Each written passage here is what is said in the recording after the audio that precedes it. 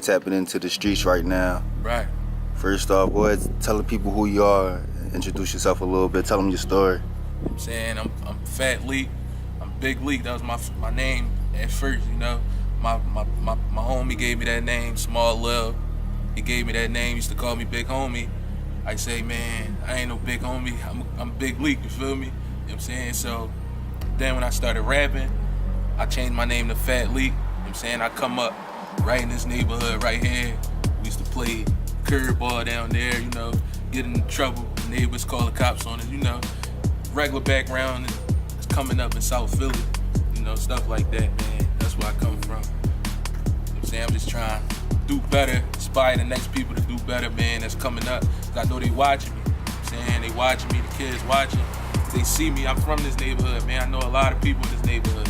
So I would like to inspire them because I know they're going through the same problems I went through. You know what I'm saying? If it's hard for me, I changed my life around. And I know if it's hard for me still, I know it's hard for them. You know what I'm saying? Because they stuck in it. Stuck in it. I took the school route.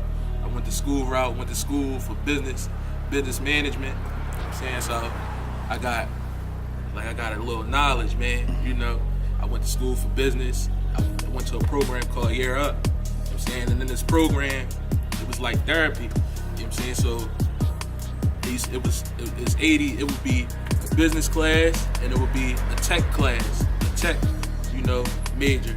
I was on the business side. So in this business side would be 40 students. It would be 40 students. You don't know these people from a can of paint, you know?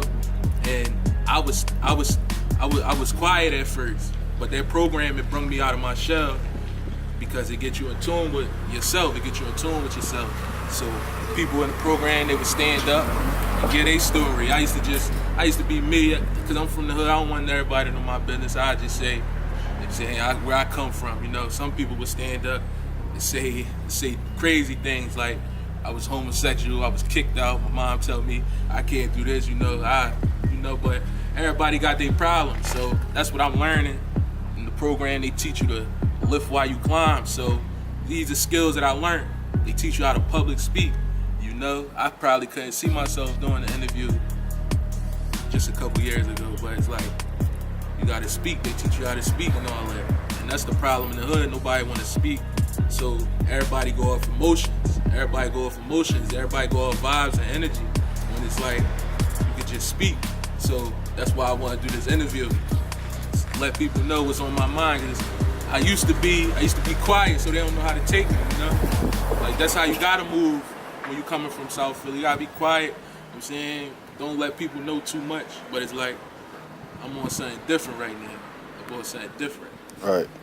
So, like, branching off the last story, you know what I'm saying, heard about, as far as you coming up, the situation with your pop, you know, how the struggle that was, and just going through the streets and balancing that between, like, trying to find a way out. What do you feel like is black people most challenging thing as far as us making it out the system or this hood, this maze that we trapped in? I think it's a trickle. It's peer pressure. That's first. It's peer pressure, and we don't use our brain. It's peer pressure. We don't use our brain. Social media, you know, that's the biggest fitna right now. Sometimes I get caught up in it too, man. So I understand social media, but that's the whole thing, and we don't stick together. It's like I wanna, like, the skills that they taught me in my school is like lift while you climb. So I would use that certain thing. So I'm not a hater, you know.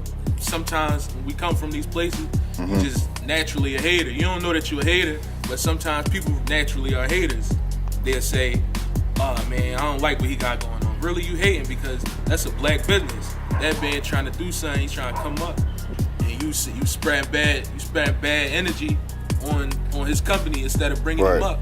And if you was to bring him up, and more people would bring each other up, when they get up, they'll pull the next man up. Now, speaking about clothes and shit, like, how do you feel about, like, as far as, you know, like, the thing you're saying is you gotta have that shit on, you mean? So you gotta get these white people who don't fuck with us, for one, who stamp that this shit ain't for y'all.